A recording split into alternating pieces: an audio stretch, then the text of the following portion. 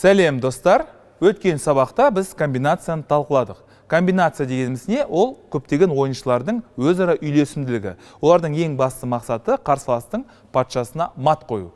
Мат қоюға біз атты, пілді, тураны, уәзірді, сарбазды және патшаны да пайдаланамыз. Осыны ұмытпаңыздар. Бірақ комбинация жасардың алдында сіз деген барлық жағдайларды жақсылап тұрып есептеу керексіздер. Егер де сіздер есептеу барысында қиналатын болсаңыздар, егер де қателесетін болсаңыздар, ол сіздердің комбинацияңыз тек қана жеңіліске алып келеді. Бұл жерде бүгінгі біздің тақырыбымыз ол аттың қатысуымен болатын комбинация бар. Болған сіздер деген ерекше көңіл аудару керексіздер, өйткені ат деген қос соққыны жасайды. Бұрынғы сабақтарды бір қарап шықсаңыздар болады, және тығырықтағы мат тәсілін пайдаланады. Бұрынғы сабақтарды тағы да бір қарап шықсаңыздар, осы тақырыптарды бір қайталасаңыздар өте жақсы болар еді. Бұл жердегі ақтардың бір керемет жүрісі ол уәзір А3. Уәзір А3 деп жүреді. Уәзір А3, қараңыздар, бұл тәсілдің аты рентгендегі болады, және өткені қараңыздар, уәзір патшаға және мына уәзірге шабуыл жасап тұр. Егер де қара патша мына уәзірді жейтін болса, онда атты С2-ге апарамыз да, біз оған тығырықтағы мат деген тәсілді пайдаланамыз. Сол себепті, егер де мысалы қара патша Б5-ке кететін болса, біз қуана-қуана оның қарсыласының уәзірін жеп кетеміз. Ал егер де қарсылас деген ондай жағдайға көнбейтін болса, ол мысалы А3-тегіні былай әдемілеп тұрып жейтін болса, онда сіздер деген аттарыңызбен С2-ге барасыздар. Өткен сабақтарда мен сіздерге айтқам, жауынгердің өзгеруі, сарбаздың өзгеруі тақырыбында біз бұл мәселені талқыладық.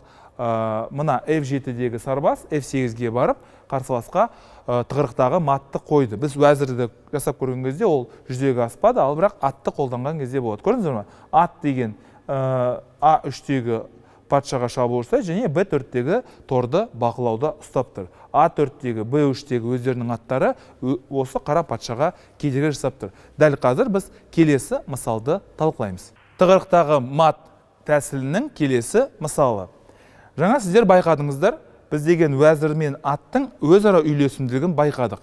Егер де сіз патшаға шабуыл жасау барысында таңдау болатын болса, уәзір мен атты қалдырам ба, уәзір мен пілді қалдырам ба деген мәселе туындаған кезде, көбінесе уәзір мен атты қалдырғандарыңыз дұрыс болады. Неге? Өйткені уәзір мен аттың өзара үйлесімділігі мықтырақ болады пілге қарағанда. Дәл қазір сіздер деген тығырықтағы мат формуласының негізгі айқын көріністерін көресіздер. Сонымен ат деген қомағайлар қатарына кіреді. Кейбір ақпараттарда қомағайлар қатары дейді, кейбір кездерде бұны мешкейлер қатары дейді. Егер де сіздегі қомағайлар қатарына кірдіңіздер және қара патшаға шабуыл жасадыңыздар. Енді егер де ол деген мынаны жейтін болса, сіздер уәзірмен мына уәзір жеп кетесіздер де, соңғы қатардың әлсіздігін әдемілеп тұрып пайдаланасыздар. Соған байланысты амал жоқ, қара патша Ж8-ге барады. Ж8-ге барғаннан кейін сіздер өткен сабақтарды тағы да бір қайталасаңыздар болады. Шахмат деген әртүрлі әдістердің, әртүрлі тәсілдердің үйлесімділігі. Олар бір-бірін қайталап отырады. Тап-таза бір әдіспен бәрін ұтам деген ойдан аулақ болыңыздар. Атыңызды H6-ға апарасыздар. Атыңызды H6-ға. Бұл жерде сіздер қос шах тәсілін есіңіздеріңізге түсірсеңіздер болады. Біріншіден ат шах жасайды, және екіншіден уәзір шах жасайды. Егер де сіз ол сабақты дұрыстап меңгеретін болсаңыздар, сіздер білесіздер, жеуге мүмкіндік жоқ. Егер де сіз мына сарбазбен атты жейтін болсаңыздар, мына уәзір шах береді сізге. Егер де уәзірмен мына уәзір жейтін болсаңыздар, онда ат деген шах жасайды. Патша деген H8-ге барады. Патша H8-ге барады. Ендігі сіздердің ең басты мақсаттарыңыз неде? Тығырықтағы мат тәсілін дұрыстап пайдалану. Уәзіріңізді Ж8-ге апарасыздар. Қызықтыру әдісі, сіздер деген ең басты мақсаты, сіз деген қарсыласты мәжбүрлейсіздер Ж8-дегі уәзірді жеуге. Ол деген Ж8-дегі уәзірді жейді. Ж8-дегі уәзір жейді. Содан сіздер әдемілеп тұрып тығырықтағы матты оған қоясыздар. Ат F7. Қомағайлар қатарына қайтып келесіздер де, бірақ бұл қайтып келгенде сіздер үлкен жеңіспен қайтып келесіздер. Біріншіден патшаға мат жарияланады, өзінің турасы, сарбазы барлығы кедергі жасайды. Міне осындай әп-әдемі тығырықтағы матпен танысып қойыңыздар. Келесі мысалды көрсетем. Тығырықтағы матқа байланысты келесі мысал. Кеттік. қаралар деген Ж3-ке кіреді, ат Ж3. Сіздер бұрынғы сабақтардан сіздер білесіздер. Ат деген шеге, ат деген аңшы, ал піл деген оның қорғаушысы. Патша H2, бұл жердегі біз ашық шах немесе ашық шабуыл тәсілін еске түсірсек болады. Ат I4 шах. Мына піл деген патшаға шабуыл жасайды. Амал жоқ, әрине, мына жерге қоюға болмайды. Ж3 өткені уәзір деген қомағайлар қатарына кіреді де, және патша H1-ге және ат Ж3 мат қойып тастайды. Соған байланысты амал жоқ, ол деген H1-ге қайтып кетуге тура келеді. Содан кейін F2-ге қайттан шах дейсіздер, қомағайлар қатарына кіресіздер, патшаға шабуыл жасайсыздар, уәзірге шабуыл жасайсыздар және мына пілге шабуыл жасайсыздар.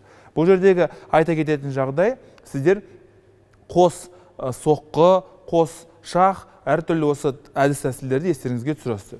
Патша Ж1-ге барады, содан кейін ат H3 және қос шах әдісін тағы да бір түсіресіздер. Уәзір деген шабуыл жасайды және ат деген шабуыл жасайды. Көрдіңіздер ме? Шахмат бір-бірімен өте тығыз байланысты. Соған байланысты ұмытпаңыздар. Бір нәрсені игерем деп, барлық жерлерде жеңем деген ойдан аулақ болыңыздар. Бұны міндетті түрде қайталау керек және ой елегінен өткізу керек. Патша H1 және уәзір Ж1 шах, уәзір бізде аңшы, ал ат бізде қорғаушы. Содан кейін тура бұны жейді, амал жоқ. Содан кейін ат деген F2-ге қайтадан қомағайлар қатарына кіреді де, және әдемілеп тұрып тығырықтағы мат тәсілін пайдаланады. Көрдіңіздер ме? Ат деген шабуыл жасап тұр, ал H2-дегі торды кім бақылап тұр? Мына піл бақылап тұр. Міне, осы жерден сіздер көрсеңіздер болады. Аттың қатысуымен болатын екі түрлі комбинация бар. Тығырықтағы мат және қос соққы. Үй тапсырмасы ретінде тағы да бір рет қайталаңыздар. Қос соққыны да қайталаңыздар және тығырықтағы матты қайттан қайталаңыздар. Осымен сабағымыз аяқталды. Сау болыңыздар.